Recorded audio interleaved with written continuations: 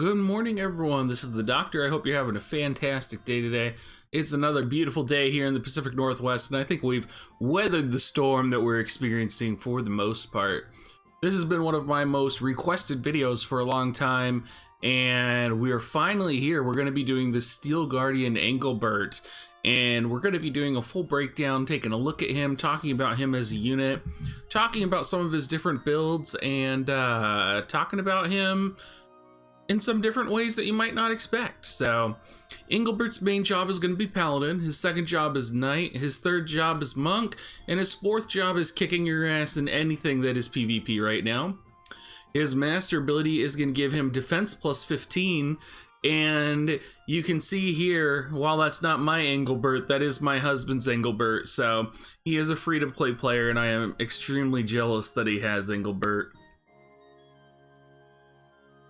Engelbert's Trustmaster is going to be the Solidus Shield, which comes in at HP 584, Defense 12, and then it has access to the Loyal Blitz technique, which consumes your own HP to raise your attack for 3 turns at a cost of TP 14. There's a little bit of a debate on the usefulness of this TMR. I know there is a very loyal foundation that says this is a trash TMR that you should never use.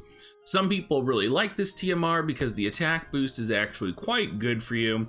So we will be talking a little bit about that when we get into our equipment section here. And y'all just probably heard my cat. He's in the background hanging out with me. In terms of equipment, he can equip sword, shield, helm, armor, and accessory.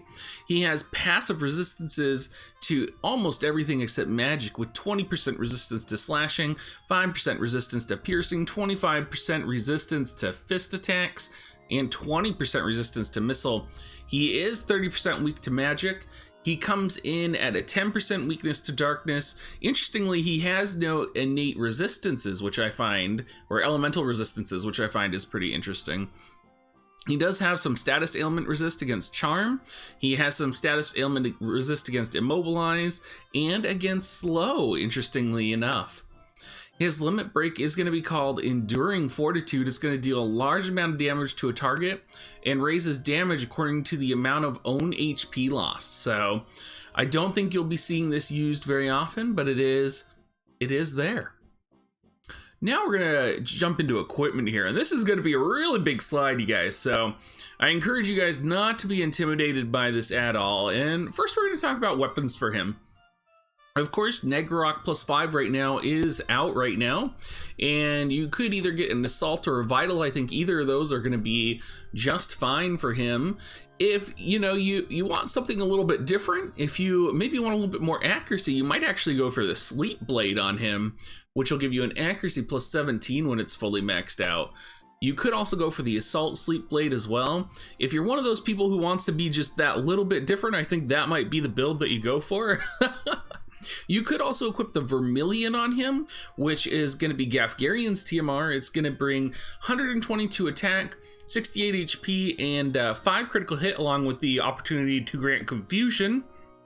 And of course, you can also use the Lionheart weapon, I believe, right now. And it's a little bit better than the Negrarok, so I mean, it's probably technically the highest attack blade that you could put on him.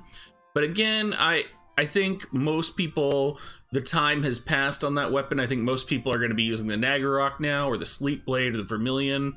So things to think about there. In terms of armor, and we have a whole bunch of different choices, and it's really hard for me to recommend one thing exclusively, because there's a lot of people out there who are going to have so many different builds for him.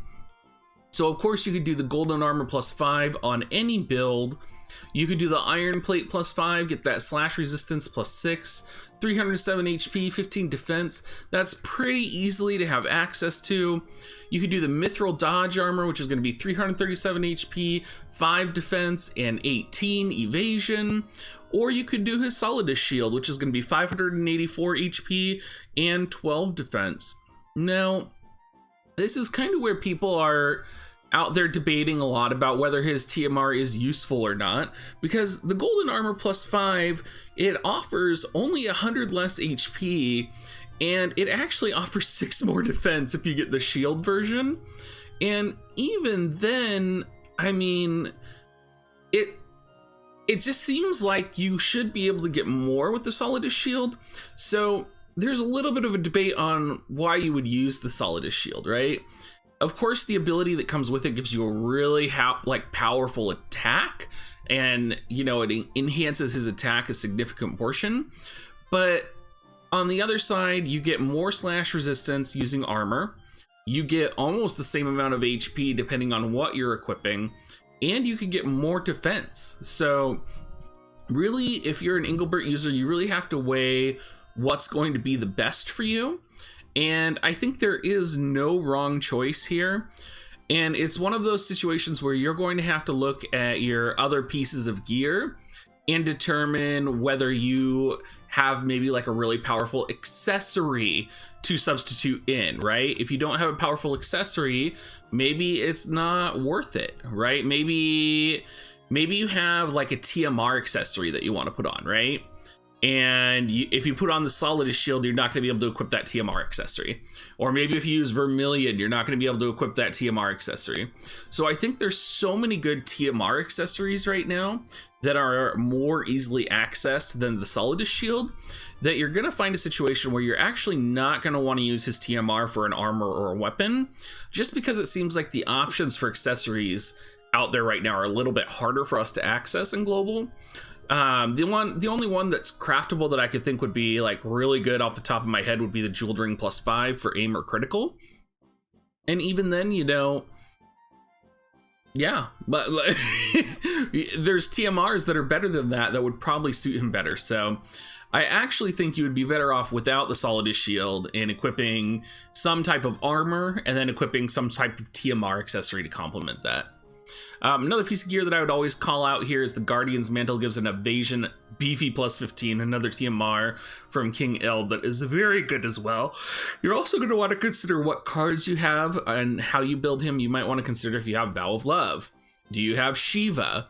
Do you have slash resist, or do you want more evade? There's so many questions to ask when we're looking at his equipment here that it's difficult for me to prescribe just one for you guys. So something to think about. Go ahead and leave in the comments section what you guys think about this. I think this could be very hotly debated. Let's go ahead and take a look at his abilities now. We're going to take a look at his Paladin abilities. These are going to be his base kit. So he's going to be able to use these anytime, no matter what his regular sub are. So he has access to Saintly Wall, which bestows a barrier on self that reduces physical damage. He has a Mortal Spirit, which is going to survive fatal damage to self one time. He has Blade Bash. And then he has Saintly Cross, which is going to deal a lot of damage to... Sorry, I just woke up from a nap. A lot of damage to anyone around him. And notice, of course, you're going to look at the AP cost for Saintly Cross and be like, that's a lot of AP. I don't know if I'm ever going to have that much AP on Engelbert to use. But also look at the TP cost of Saintly Wall. Look at the TP cost of Immortal Spirit. Those abilities take so much TP to cast. You're going to be getting a lot of AP from them. And that's just something to keep in mind here as we're going through some of his other abilities. If you were to set his sub job as Paladin, you're going to have access to Taunting Blade, Sentinel, and Divine Grace. And I think this is one of the first places you're going to need to make a decision depending on what equipment and what gear you have. If you don't have Vow of Love, I think this might be the best sub for you because you can use a ranged Taunting Blade. It's an AoE attack. You have access to Sentinel, which is not terrible. You have access to Divine Grace. So there's a lot of sort of passive support here. There's also the Taunting Blade support. But you also have to look at, you know, what are you actually getting out of this? What is going on here? And it actually makes me wonder why I see so many people sub Paladin for Engelbert, especially when I look at Sentinel, which you can only use it twice, and it's only going to raise your defense and spirit for one turn. So, I mean, I guess if you have Vow of Love and there's auto AI, you know, I could see the benefit of it, but I'm not sure I fully see the benefit of it, if that makes sense, because it's only for one turn, and most of the time the AI is probably not going to be utilizing that properly. And Divine Grace, I could see the benefit of, but at the same time, like, I don't know I don't think I would use this if I was on manual PvP. I think I would probably use one of his other high TP costing abilities to raise his AP. And I think there's probably other things in his kit that are better than spamming Divine Grace or Sentinel. And maybe in manual, you would actually use this a lot better. But currently, I don't know if I was playing a manual fight, if I would actually sub him Paladin. Something to think about, though. I think I would probably aim towards Monk or maybe even Knight. Taunting Blade does have a nice range, though, and it is large damage. So it's kind of debatable here. Something to think about. I am not an Engelbert expert, you guys. I'm just trying to put all the information on the table so you guys can make your own decisions. We have his two subjobs here, Knight and Monk, and Knight is going to be about what you expect. There is one ability missing here, and that is AP Break, because I couldn't fit it on the screen. But I promise that it is the exact same thing as Power Break, Magic Break, Arm Break, Speed Break. Is pretty much the same. So Knight is going to offer what Knight always offers. Yeah. I would probably never sub him Knight. I think his Paladin sub is better than this. I think really the argument would come between Monk and Knight and which one you want to pursue from there. His Monk sub, on the other hand, does give access to Store and Pummel. Pummel, not the worst technique. Store, I mean, it would help you. So, I mean, they're two kind of useless techniques, right? Because you have Blade Bash, so that's always going to be stronger than Pummel. You have Store, so that's like a... Surge Strike and Terra Slash are pretty interesting as well. Surge Strike deals small damage to a target. Terra Slash deals medium damage to a target within range. They both kind of give more range, but they're both less AP than Taunting Blade. So it's kind of one of those questions of if you're consistently getting high AP, that sub Paladin for the Taunting Blade is probably going to be a little bit better, a little bit more damage. But maybe if you're sub Monk, you're able to consistently put out that medium amount of damage. So I think there is a world where you could actually see potentially Engelbert sub Monk. I think you're probably most likely going to see them sub Paladin. But I think there is a world where you might actually see a sub Monk Engelbert. In terms of his passives, he does get 2 max HP ups. He gets debuff resistance, he gets strike attack up. He also gets Holy Knight's protection, which should be set no matter what. That's going to be max HP up and defense up. He gets access to Paladin's Guard and Sword Guard. And in my experience, you're always going to want to be setting Sword Guard, not Paladin Guard, because Sword Guard is going to block both physical and magic, and Paladin's Guard is only going to drop magic. I think if you were going to pick 2 here, you'd probably pick Holy Knight's protection, and then based off whether you're doing a Paladin sub-job or whether you're doing a Monk sub-job or whatever type of build you want, whatever would complement. So you're probably going to be doing max HP or Strike Mastery. I think most people out there are going to be doing max HP though, because it seems most people prefer to sub Paladin with Engelbert. In terms of cards, Vow of Love is definitely going to be the way to go. I can't think of any other card to put on Engelbert. Of course, if you don't have Vow of Love, you know, you're probably going to have to compromise and start putting something else on there. You know, you could put the Iron Giant card for high HP and slash resistance. You could put the Golem card for high HP and max HP up for the party. There's, of course, other options, but I think 99% of the time you're going to see Engelberts with Vow of Love. In terms of espers, you're going to, of course, have the defensive base espers. So you're going to have Golem, which is going to offer that defense up. War Mech, which will be coming out in the near future, also offers defense up. Iron Giant, of course, with that slash resistance and high HP. And then Ifrit with the missile resistance and ice resistance that makes him a little bit more survivable against Medinas. So I do think that is a potential possibility as well, depending on the route that you want to go. Thank you so much for watching, you guys. I hope you all have a fantastic rest of your day.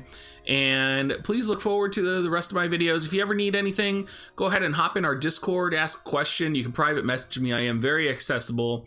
And make sure you leave a comment down below because I do love actually hearing from you guys. It does warm my heart just a little bit.